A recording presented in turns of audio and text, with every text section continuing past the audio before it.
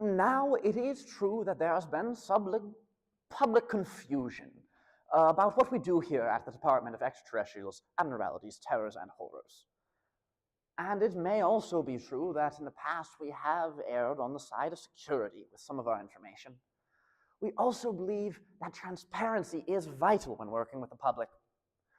I mean, we're certainly not busting any ghosts. No, the truth is, far less dramatic.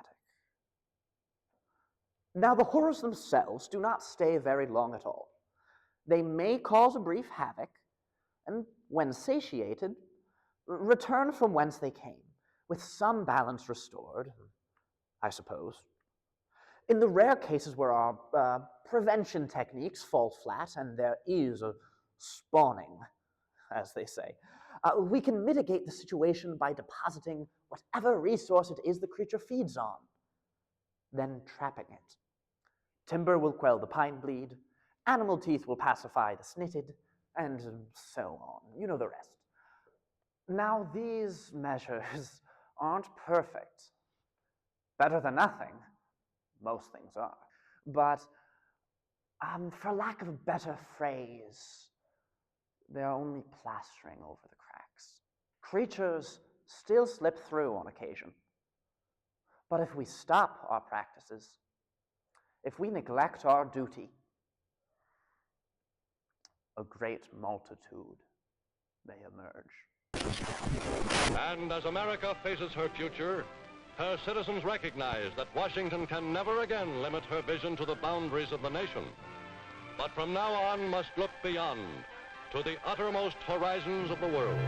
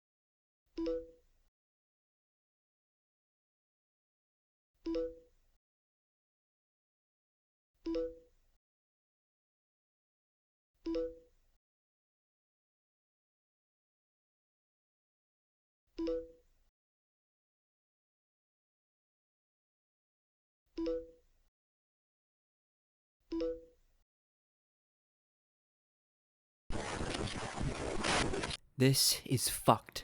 Yeah, man, everything about the past month is fucked. No, but this is different. They're asking us to sick monsters on a couple million people. Listen, those cities care so much about states' rights, then let them figure it out for themselves. Same thing they're doing with everything else. Oh, come on, Mark. This is an inefficient use of department time. How could you order something like this without us discussing it first? I'm your boss, that's how. And you're overreacting to simple downsizing. Bryan, please. The timing here is absurd. You mean to tell me the administration just happened to choose a city that's been defying them, that they're already targeting? It's not our job to pass judgment on the orders we're given. It's not our job to go against the commander-in-chief. No, but it is our job to protect the American people. And he seems hell-bent on not allowing us to do that. Listen, Franklin, I agree that this is objectively a terrible idea. Thank you. But if we try to resist this order, the four of us will be fired like that. The department might be fully dissolved. You agree we've been doing good work for the past few weeks, right? We're keeping things from being totally fucked everywhere. I'm not saying it's easy or good, but I think we have to be ready to make concessions here and there. I hear what you're saying, Ishika. I really do. But if we let this happen, how long until another watch zone is shut down? Then another. We're afraid we'll be replaced by nothingness, so we're doing nothing? Where's the sense in that? Look, man, it's been over 100 years since a big city wasn't guarded by a watch zone. I mean, we don't know for sure that, anything bad will happen. We do know. We have the research. Mark's right. Look, kid, this department's a joke. If we want to be taken seriously, we've got to move in a direction where people can see the work we do, where we can be heroes. I think you have a bias as a scientist, but it's much better optics and a much better use of resources to simply gun down monstrosities when they appear. This is why our funding was funneled to the likes of ICE, right? Because they're actually out there stopping invaders right now. Oh, fuck off. Now hold on, I won't be spoken. How can you make such a soulless comparison? We're working against actual imminent threats to all people, and you're using those terms to describe human beings. You have to be better than that. It feels like this is all less about safety and health and more about control. Cuts of the size you're suggesting would take a decade to recover from, at least, even if it only took a year to realize it was a mistake. The cuts would delay crucial research.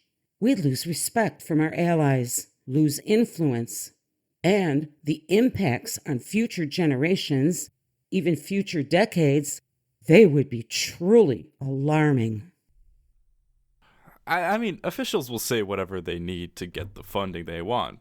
No offense, Bryan. Look, millions have been spent this year alone on detainment camps for civil offenses, on a military parade. But these are the few $1 million that need to go? Enough! This is not a debate. I regret getting drawn into one.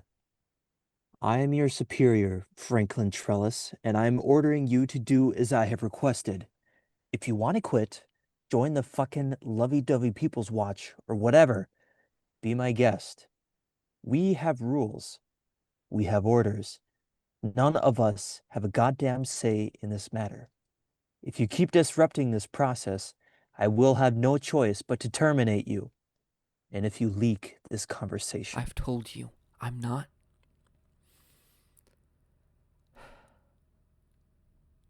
This is absurd. So unprofessional. Huh? Hey, I could still throw the administration under the bus when I tell law enforcement we're making their job harder, right?